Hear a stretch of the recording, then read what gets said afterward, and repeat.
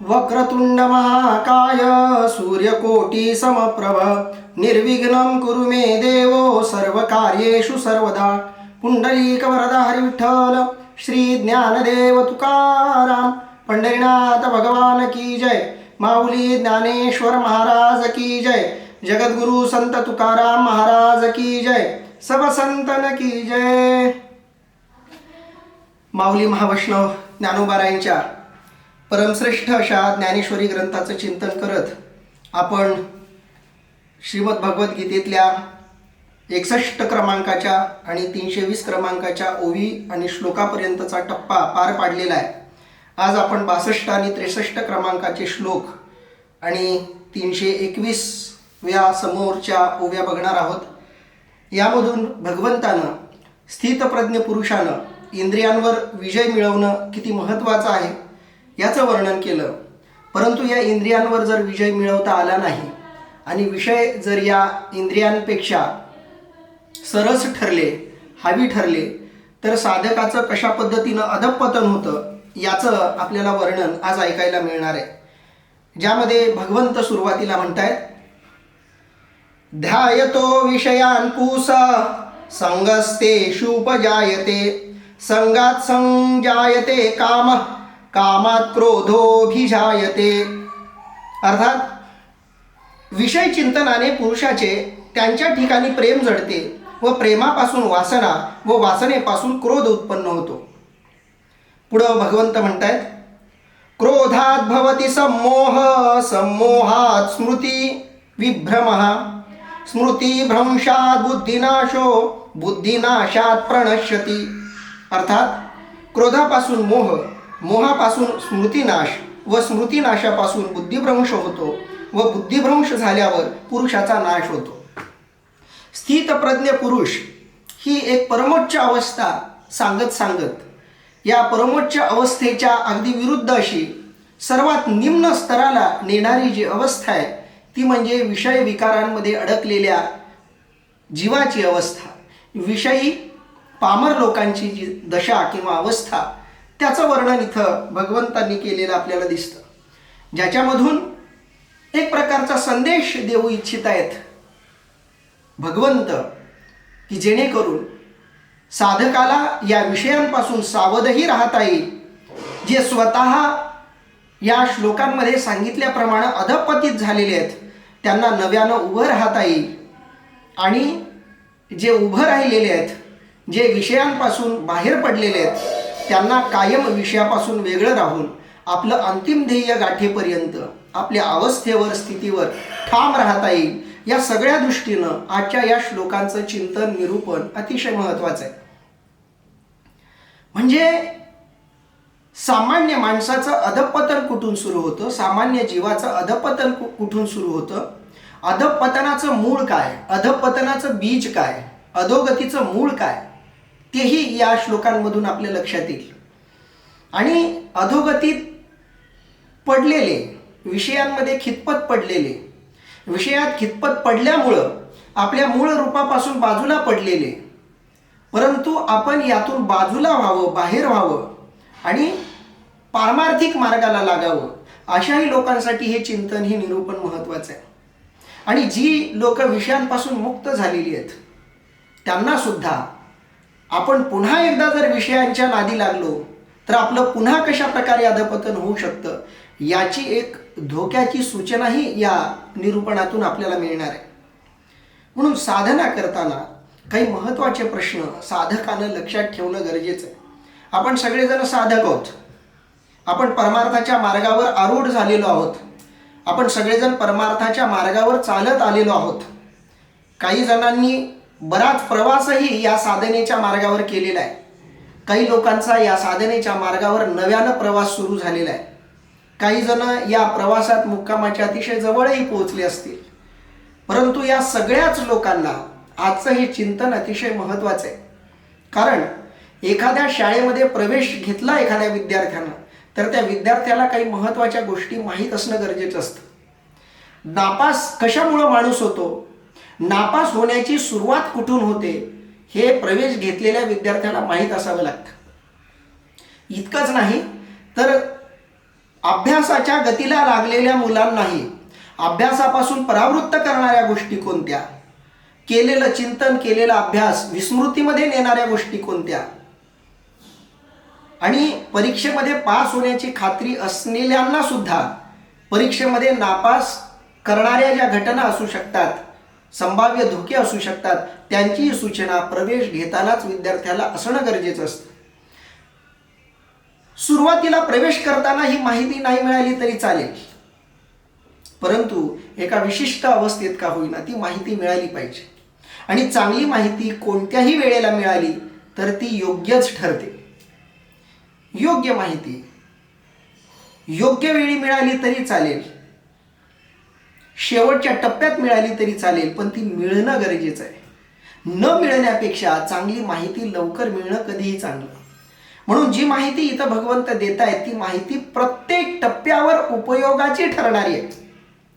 साधनेत नवीन असलेल्यांसाठीही, साधनेमध्ये मध्यभागापर्यंत प्रवास केलेल्यांसाठीही, आणि साधनेमध्ये अंतिम टप्प्याच्या जवळ पोहोचलेल्या साधकांसाठी सुद्धा, आणि विषयांमध्ये खितपत पडलेल्या लोकांसाठी सुद्धा, सगळ्यांसाठी सुद्धाच आजचं हे निरूपण अतिशय महत्त्वाचं, मार्गदर्शक आणि उद्बोधक अशा स्वरूपाचं आहे, ज्याच्यामध्ये विषयाचं चिंतन केल्यामुळं पुरुष कशा प्रकारे विषयांमध्ये मोहित होतो, विषयांच्या प्रेमामध्ये पडतो, विषयांच्या प्रेमात पडल्यामुळं त्याला कशा प्रकारे वासना जखडून घेते, आणि वासनेने एकदा त्याला जखडलं की मग विकार कसे त्याच्या अंतःकरणात प्रवेश करायला लागतात, आणि तो कसा क्रोधी होतो याचंही वर्णन इथं भगवंतानं केलं.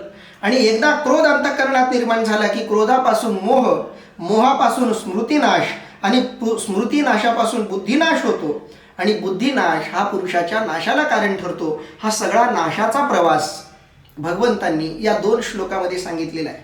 म्हणून हे दोन्ही श्लोक मिळून एक परिपूर्ण तत्वज्ञान, एक परिपूर्ण विचार भगवंतांना मांडलेला आहे. आणि म्हणून श्रीमद भगवद्गीताकारांनी हे दोन्ही श्लोक सलग घेतलेले आहेत.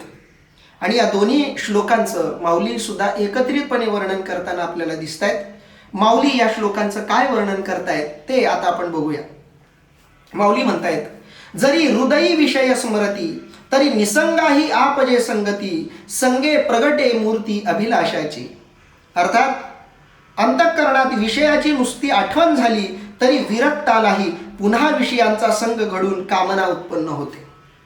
बघा, माणसाचा जो स्वभाव आहे तो स्वभाव लवकर जात नाही, कारण स्वभाव घडण्यासाठी अनेक वर्षाचे संस्कार कारणीभूत होत असतात, ठरत असतात. आपल्या शरीराला एखादी सवय लागली सारखी सारखी वारंवार, तर ती सवय लवकर जात नाही. अनेक उदाहरणं, अनेक दृष्टांत तुम्ही ऐकले असते. मी सुद्धा असं एक उदाहरण ऐकले, बरीच उदाहरणं ऐकली, पण आता एक आठवलेलं सांगतो. की एक माणूस रिटायर झाला, एस-टी खात्यामध्ये तो कंडक्टर म्हणून नोकरीला होता, चालक, वाहक म्हणून. आणि तो रिटायर झाला, आणि रिटायर झाल्यानंतर पेन्शन घेण्यासाठी तो पेन्शनच्या ऑफिसमध्ये गेला. पेन्शनच्या ऑफिसवाल्यांनी त्यांना कागद दिले आणि सांगितले की याच्यावर सह्या करा. मग सह्या करण्यासाठी त्यांनी पेन मागवला. पहिला पेन घेतला, सही केली, तर तो पेनच चालेल. तो पेन चालत नाही म्हणून त्यांनी तो पण बाजूला ठेवला. दुसरा पेन मागवला, तो पेन चालून बघितला, तोही पेन चालेना. असे 4-5 पेन बदल करून झाले, पण पेनच चालेना. सगळ्यांना आश्चर्य वाटलं. तेव्हा तो जो वाहक होता त्याच्यासोबत असलेला एक त्याचा मित्र त्याच्यासोबत होता. त्याने विचारलं, काय प्रश्न काय? काय देव म्हणे, यांच्या हातात गेला की सगळेच पेन बंद पडतात. त्यांनी सांगितलं, अहो पेना बंद पडत नाहीत, मला प्रश्न लक्षात आला म्हणे, तुम्ही त्यातला कोणताही एक पेन त्यांनी चालू करून देतो. तो पेन त्यांनी त्या वाहकाच्या हातात दिला. ते ज्या खुर्चीवर बसले होते त्या खुर्चीला त्यांनी मागून हलवायला सुरुवात केली. त्यांनी हलवायला सुरुवात केल्याबरोबर यांच्या सगळ्या पेना चालू झाल्या. कारण तुमच्या लक्षात आलं असेल, कारण या कंडक्टरला बसमध्ये आदळे बसतानाच पेन लिहायची सवय. स्थिर गाडी असताना त्यांनी कधी पेन चालवलेलाच नाही. आयुष्यभर रिटायर होईपर्यंत त्यांनी जेव्हा जेव्हा पेन चालवला तेव्हा गाडी चालूच असायची. आणि म्हणून त्यांचा पेन नेमका बंद पडायचा, कारण खुर्ची हलत नव्हती. आणि म्हणून जेव्हा मागच्यांना खुर्ची हलवायला सुरुवात केली तेव्हा त्यांचा पेन आपोआप चालू झाला. विनोदाचा भाग जरी बाजूला ठेवला तरी शरीराला ज्या गोष्टीची वारंवार सवय लागते ती गोष्ट सहजासहजी बाजूला पडत नाही. ज्या गोष्टीची सवय तुम्ही या इंद्रियांना लावा, पडली वळण इंद्रिया सकळा, या इंद्रियांना ज्या गोष्टीची सवय वारंवार पडते ती गोष्ट ही इंद्रिय विसरत नाहीत. म्हणून जी लोक सारखं ड्रायव्हिंग करतात ती लोक झोपेतही गाडी चालवतात. त्यांना त्याच प्रकारचे भास, त्याच प्रकारचे भ्रम होत राहतात. तुम्ही ज्या पद्धतीचं कर्म दिवसभर कराल त्या प्रकारची सवय इंद्रियांना आपोआप लागते. तो इंद्रियांचा स्वभाव आहे. हे या एका जन्मापुरतं झालं. 20-30 वर्षाची तुम्ही नोकरी करताय, त्या नोकरीची सवय या इंद्रियांना लागते. मग विचार करा, जन्मोजन्मांमध्ये ज्या विषयांची सवय या मनाला लागलेली आहे ती सवय हे मन सहजासहजी सोडेल का? त्या मनाच्या नियंत्रणात आलेली इंद्रिय सहजासहजी विषयांवरचं हे प्रेम सोडतील का? आणि म्हणून एखाद्या जन्मामध्ये या इंद्रियांनी ठरवलं जरी विषयांपासून वेगळं व्हावं, किंवा एखाद्या जन्मात या इंद्रियांचं नियंत्रण करणाऱ्या मनानं जरी ठरवलं की आपण या जन्मामध्ये विषयांपासून दूर राहू, तरी सुद्धा जन्मजन्मांतरामध्ये मनाला, इंद्रियांना विषयांच्या आसक्तीची जी सवय लागलेली आहे ती अधूनमधून बाहेर पडते. आणि म्हणून विषयांपासून दूर झालेली लोक सुद्धा कधी पुन्हा विषयांमध्ये पडतील हे काही नक्की सांगता येत नाही. मी एक उदाहरण असंही ऐकलं, एक माणूस अत्तराच्या दुकानामधून असा पास होत होता. म्हणजे अत्तराचा बाजार होता तो, आणि त्या बाजारातून पलीकडे जात होता. आणि अत्तराच्या बाजारात गेल्याबरोबर त्या माणसाला फिट आली, चक्कर आली, तो बेशुद्धच पडला अक्षरशः. अनेक लोकांना प्रश्न पडला, अत्तराच्या बाजारात येऊन कोणी बेशुद्ध पडावा? बेशुद्ध पडलेल्या लोकांना अत्तराचा वास दिला की लोक शुद्धीवर येतील. इतकी महागडी सुगंधित अशी अत्तर तिथं होती, सुगंधित द्रव्य तिथं होती, पण हा माणूस तिथं जाऊन बेशुद्ध पडला. बरेच प्रयत्न केले, एकापेक्षा एक महागडे अत्तर त्याच्या नाकाजवळ आणून त्याला वास देण्याचा प्रयत्न केला. जेवढं महागडं अत्तर त्याच्या नाकाजवळ आणाल तेवढं ते जास्त तडफडायला लागलं. अनेक लोकांना प्रश्न पडला, काय प्रश्न असेल बाबा हा, काय नेमकं बिघडलं असेल? तेव्हा त्याच्यासोबतचा एक मित्र होता, त्याने काय केलं म्हणे, तो माणूस मांस विक्री म्हणजे मासे विक्री करायचा व्यवसाय करत होता. आता मासे विकायचे म्हणल्यावर मासे ज्या टोपल्यामध्ये ठेवलेले असतात त्या टोपलीवर जे फडकं तो झाकायचा, ते फडकं त्याच्या नाकावर लावल्याबरोबर तो शुद्धीवर आला. एकदम बेशुद्धीतून शुद्धीवर आला आणि सामान्य माणसासारखं उठून इकडे तिकडे बघायला लागला. आणि तो आपल्या मित्राला म्हणाला, ताबडतोब मला या अत्तराच्या बाजारातून बाहेर घेऊन जा, मला हा वास असह्य व्हायला लागलाय. ज्या इंद्रियांना विषयांची सवय लागलेली आहे ती इंद्रिय विषयांपासून सहजासहजी लवकरात लवकर दूर जाणारी नाहीत. आणि म्हणून मौली म्हणतायत, जरी हृदयी विषय स्मरती तरी निसंगही आपजे संगती. एखादा माणूस या विषयांपासून निसंग झालेला आहे, या विषयांपासून तो वेगळा झालेला आहे, बाजूला पडलेला आहे, तरी सुद्धा त्याच्याही मनामध्ये या विषयांबद्दलची आसक्ती निर्माण होईल. एवढे हे विषय घातक अशा प्रकारचे असतात असं माऊली इथं वर्णन करताना दिसत आहेत. म्हणून माऊली म्हणतायत, जरी हृदयी विषय स्मरती तरी निसंगाही आपजे संगती. संगे प्रकटी मूर्ती अभिलाषाची.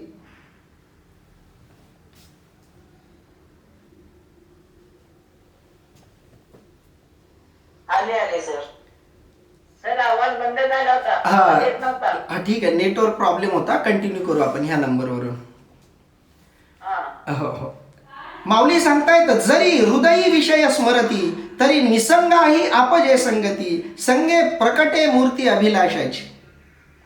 एखाद्या माणसानं विषयापासून स्वतःला परावृत्त जरी केलं तरी परावृत्त केलेलं हे मन पुन्हा एकदा विषयांमध्ये अडकतं, पुन्हा विषयासक्त व्हायला लागतं. आणि विषयासक्त झालेल्या अशा मनाला निसंग स्वरूपातही आपजे संगती. जरी हृदयी विषय स्मरती.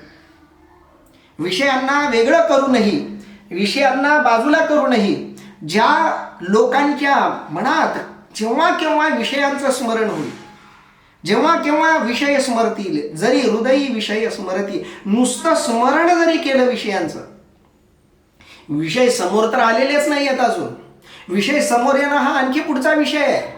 पण विषय समोर येण्याच्या आधी केवळ हृदयात जरी त्या विषयाचं चिंतन झालं सुरू, जरी हृदयी विषय स्मरती तरी निसंगाही आपजे संगती. निसंग अशा जीवात्म्यालाही, साधकालाही, पारमार्थिक व्यक्तीलाही त्या विषयांची संगती उत्पन्न होते, निर्माण होते, ती भावना निर्माण होते. संगे प्रकटी मूर्ती अभिलाषाची. आणि एकदा विषयांचं स्मरण झालं, एकदा त्या विषयांची संगती मनात उत्पन्न झाली की मग अभिलाषेची मूर्ती हृदयामध्ये प्रगट होते. अभिलाषाची मूर्ती म्हणजे वासनेची मूर्ती, कामनेची, इच्छेची वासना सूक्ष्म रूपात का होईना विषयांचं स्मरण झालेल्या हृदयात निर्माण होते. आणि मग पुढं काय होतं माऊली सांगतायत बघा, जेथ कामू उपजला ते तो क्रोध आधीची आला, क्रोधू असे ठेविला संमोह जाणी. अर्थात ज्या ठिकाणी काम उत्पन्न होतो त्या ठिकाणी क्रोधाचे अगोदरच बिऱ्हाड येते व जेथे क्रोध आला तेथे अविचार ठेवल्यासारखाच असतो. माऊलींनी खूप सुंदर संगती सांगितलेली आहे. जेथ कामू उपजला, ज्यावेळी काम निर्माण होतो, काम म्हणजे कामना, काम म्हणजे आसक्ती, मोह, जिथं हा काम निर्माण होतो, काहीतरी मिळावं ही अभिलाषा निर्माण होते, ते तर क्रोध आधीची आला. क्रोध तिथं आधीच येऊन ठेपलेला असतो, आधीच तो तिथं आलेला असतो. क्रोध असल्याशिवाय, क्रोधाची पार्श्वभूमी असल्याशिवाय, क्रोधाचं मूळ असल्याशिवाय काम जन्मालाच येत नाही. कामाच्या मागं क्रोध दडलेलाच असतो.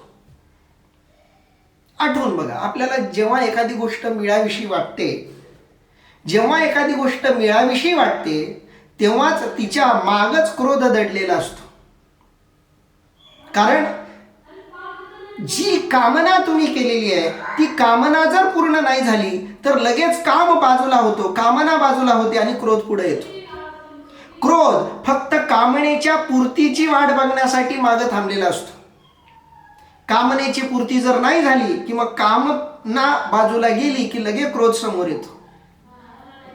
एखादं पद मिळावं वाटतंय, ते पद नाही मिळालं की मग माणसाला लगेच राग येतो. आता राग कुणाचा येईल हा विषय वेगळा. ज्यानं काम केलं नाही त्याचाही राग येऊ शकतो, ज्यानं त्या कामात अडकाठी आणलेली आहे त्याचाही राग येऊ शकतो, किंवा ज्याचा त्याच्याशी काहीच संबंध नाही त्यांचाही राग येऊ शकतो. पण राग येतो नक्की, कारण एकदा कामना निर्माण झाली की ती कामना अतृप्त राहिली, अपूर्ण राहिली की क्रोध हा पुढे येतोच, कारण तो कामामध्ये सूक्ष्म रूपानं दडलेला असतो. जसं पान खाताना पानामध्ये लाल रंगाचा कोणताही पदार्थ नसतो, हिरव्या रंगाचं पान असतं, पांढऱ्या रंगाचा चुना असतो, तपकिरी रंगाची कात असते, पण त्या तिघांना एकत्रित आणलं की जसा लाल रंग निर्माण होतो तसा काम याच्यामध्ये क्रोध दिसत नसला तरी काम अपूर्ण राहिला की त्या कामाची जागा क्रोध आपोआपच घेतो, भलेही कामामध्ये क्रोध दिसत नसेल. जेव्हा काम निर्माण होतो तेव्हा क्रोध लपलेला असतो. ज्याच्या मनात काम आहे तो नम्र वाटेल तुम्हाला, तो विनम्र भाषेत तुम्हाला बोलेलही. पण जर तुम्ही त्याचं काम केलं नाही की मग त्याच्या आतला राग बाहेर येतो. आपण राजकारणावर बोलू नये, पण एक उदाहरण आठवतं म्हणून बोलतो. सध्या थोडं राजकारणाचं आजूबाजूला वातावरण आहे. एखाद्या व्यक्तीची पक्षावरची निष्ठा त्या पक्षाकडून काहीतरी मिळावं याच्यासाठी आहे, म्हणजे पक्षनिष्ठेच्या मागं काम भावना दडलेली आहे, कामना दडलेली आहे, इच्छा वासना दडलेली आहे, की तो माणूस त्या पक्षाबद्दल खूप आपुलकी, खूप नम्रता, खूप निष्ठा असल्यासारखं दाखवतो. पण कोणत्या तरी कारणानं त्या पक्षानं तिकीट डावललं, कोणताही पक्ष असो, आपल्याला पक्षाशी काही देणं घेणं नाही, पक्ष कोणताही असो, एखाद्या पक्षानं तिकीट डावललं की राग त्याच लोकांना येतो ज्यांच्या त्या कामनेमध्ये, त्यांच्या त्या इच्छेमध्ये, पक्षनिष्ठेमध्ये कामना असते. पक्षनिष्ठेमागे कामना असेलच असं नाही. प्रत्येकाची पक्षावरची निष्ठा काहीतरी मिळावं म्हणूनच असते असंही नाही. एखाद्या पक्षाचा विचार पटतो, जुळतो म्हणूनही एखाद्या पक्षावर निष्ठा ठेवू शकतो. पण असं नसेल आणि पक्षनिष्ठेच्या मागं कोणता तरी कामभाव दडलेला असेल, वासना, इच्छा, आकांक्षा दडलेली असेल, तर ती इच्छा जर पूर्ण नाही झाली तर लगेच त्या पक्षाबद्दलचा राग बाहेर येतो. आता तुम्ही बातम्या बघत असाल, तिकीट मिळालं नाही म्हणून कुणी पक्षच सोडला, कुणी त्या पक्षाच्या नेत्यांनाच जाळलं, काहींनी त्या पक्षाच्या लोकांना शिव्याच द्यायला सुरुवात केली. वेगवेगळ्या पद्धतीची लोक तुम्हाला बघायला मिळतील. काम पूर्ण नाही झाला की मग लपलेला क्रोध अशा प्रकारे बाहेर येतो. जेव्हा त्याला कळतं की काम पूर्ण होणार नाही, इच्छा पूर्ण होणार नाही, तेव्हाच क्रोध पूर्ण रूपानं बाहेर येतो. तोपर्यंत तो क्रोध नम्र रूपात शांत बसलेला असतो. म्हणून जेथ काम उपजला, लक्षात ठेवायचं, काम निर्माण झाला की ते तो क्रोध आधीच आला. काम आला की क्रोध आलाच, इच्छा आली की क्रोध आलाच, काहीतरी मिळावंसं वाटतं ही भावना आली की ते नाही मिळाल्यावर राग येणारच. आणि माऊली पुढे बोलताय, जेथ काम उपजला ते तर क्रोधू आधीच आला, क्रोधी असे ठेविला समोह जाणे. आणि तो जो क्रोध असतो त्या क्रोधामध्येच समोह जाणे, त्या क्रोधामध्येच अविचार असतो. समोह म्हणजे अविचार, बेशुद्धी, न दिसणं, न कळणं, न वळणं. अविवेक म्हणजे समोह. क्रोधामध्ये अविवेक असतो. क्रोधी माणसाला कळत नाही मी काय बोलतोय. रागाच्या भरात लोक काय काय करून जातात.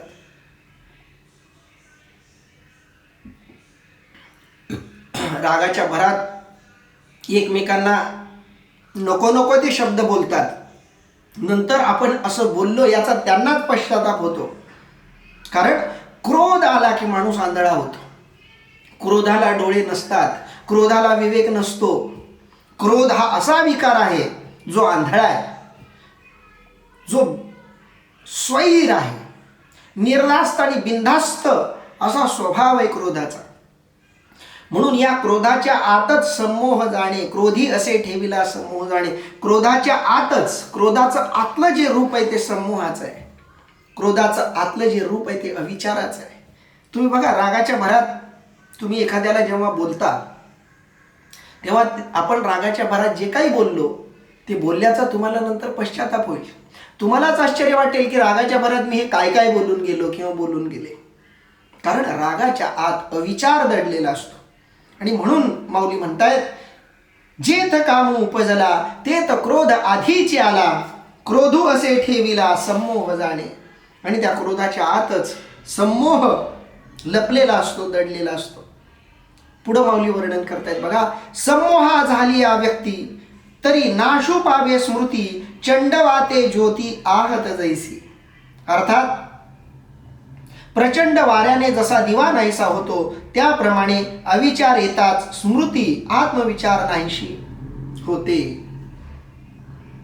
बघा, अविचार निर्माण झाला, समोह निर्माण झाला, मोह निर्माण झाला की काय होतं, समोहा झाली या व्यक्ती, एखादी व्यक्ती समोहाला उपलब्ध झाली, समोहापर्यंत पोहोचली तरी नाशू पावे स्मृती, मग त्याची स्मृती नाश पावते. मी कोण आहे, मी काय आहे, मी काय करायला हवं, काय मी करतोय, या कोणत्याही गोष्टीचं भान संमोहित व्यक्तीला राहत नाही. संमोहन शास्त्र असं एक नवशास्त्र अलीकडे बरंच विकसित झालेलं आपण बघतो.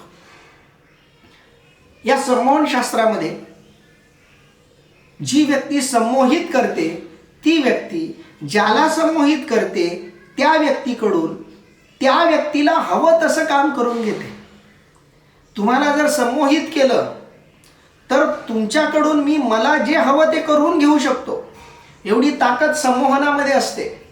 कारण समूहाचं लक्षणच आहे की समूह स्मृतीचा नाश करून टाकतं. तुमचा जो स्वतःचा विवेक आहे, स्वतःचा जो विचार आहे, स्वतःच्या ज्या आठवणी आहेत त्या सगळ्या आठवणी विसरून जाण्याचं काम समूह करत असतो. म्हणून समूहा झाली या व्यक्ती तरी नाशू पावे स्मृती. म्हणून मोह, संमोहित झालेला जो आत्मा आहे, संमोहित झालेला जो जीव आहे, त्या संमोहित झालेल्या जीवाला आत्मस्मृतीचा विसर पडलेला असतो. आत्मस्थितीचा, आत्मस्वरूपाचा विसर म्हणजे काय? मी कोण आहे याचाच विसर पडलेला असतो. मी आत्मस्वरूप आहे, मी ब्रह्मस्वरूप आहे, मी परमेश्वराचा अंश आहे, मी स्वतः परम पुरुष परमात्म्याचा अंश आहे, याच गोष्टीचा त्याला विसर पडतो. कधी? संमोह झाल्यानंतर. संमोहा झाली या व्यक्ती तरी नाशू पावे स्मृती. स्मृती नष्ट होऊन जाते. कशी नष्ट होते? माऊलींनी खूप सुंदर उदाहरण दिले बघा. चंडवाते ज्योती आहत जैसी. अर्थात चंडवाते, चंडवाते म्हणजे प्रचंड वाऱ्याने. चंडवाते, वाते शब्दाचा अर्थ वारा होतो. चंडवाते शब्दाचा अर्थ प्रचंड असा वारा. चंडवाते, प्रचंड असं वादळ सुरू झालं की प्रचंड अशा वादळात ज्योती म्हणजे साधा दिवा, आहत जैसी, आहत म्हणजे नाहीशी होणे, नष्ट होणे, विझणे. प्रचंड वारा सुरू झाल्यावर जशी ज्योती विझून जाते, अगदी त्या पद्धतीनं एकदा व्यक्तीच्या मनात समोह उत्पन्न झाला की त्या व्यक्तीची स्मृती लगेच नाश पावते. मी कोण आहे हा विचार लगेच नष्ट होतो. म्हणून समोहा झाली या व्यक्ती तरी नाशू पावे स्मृती. चंडवाते ज्योती आहत जैसी का अस्तमानी निशी. जैसा सूर्य तेजाते ग्रासी तैसी दशा स्मृती भ्रंशी प्राणी असी. पुढचा दृष्टांत देताना माऊली म्हणतात बघा. किंवा अस्तमान काळी सूर्य तेजाला रात्र ग्रासून टाकते म्हणजे अंधार पडतो, त्याप्रमाणे स्मृतिभ्रंशाने प्राण्यांची स्थिती होते.